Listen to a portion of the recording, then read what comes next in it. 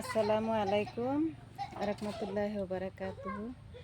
যে জামাই বউয়ে কাজে লাগে ঠিকই আছে, তাই ইনকরি থাকলে জামাই বউয়ের ভিতরে কিবা একটা লাগছে ভালো বউ ঠিক আছে, এটা বউয়ের মনও তো খারাপ না।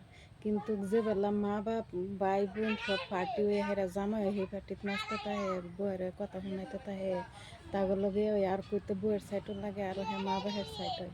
তো সেই টাইমে বউয়ের এরম মনে মধ্যে লাগে যে আমি কার লগে বিয়া হইলাম, আমার কার লগে দিলে আমার তো এবার কিচ্ছুই নাই নিজের, সব তো এক পার্টি, আমার লগে তো কেউ নাই। তে হেটা জামাই যে বাদে লাস্টে গিয়ে হেরা বুঝে মন বোর ভাঙ্গে সুনমার হয়ে জায়গা বাদে গিয়ে বুঝলি কি বাদে গিয়ে বুঝে আমার বই তো নিজের, বাদে তো কেউ নিজের পায় না। দুঃখে সুখে সব সময় খালি বই লগে থাকে, বাদে তো কেউ দুঃখ করবার আয় না সুখ করবার আয় না, লগে দুঃখ সুখ সব বাদে বইয়ের লগে কাটার লাগে। তো হে নিজে চাংরা থাকতে বুঝন লাগে। আর যদি চাটা গরম গরম খাইন তে স্বাদ লাগবো, চা যদি থই দিন ঠান্ডা হইলে যে স্বাদ লাগবে না, সেই চা পানি পানি হয়ে যাবো। তাই এরম হচ্ছে বউ আইনের মন যদি একবার ভাঙ্গে যা যে সেই মন আর জোড়া লগের হইতে না, সেই মন বাদে ফানি ফানি হয়ে যাবে।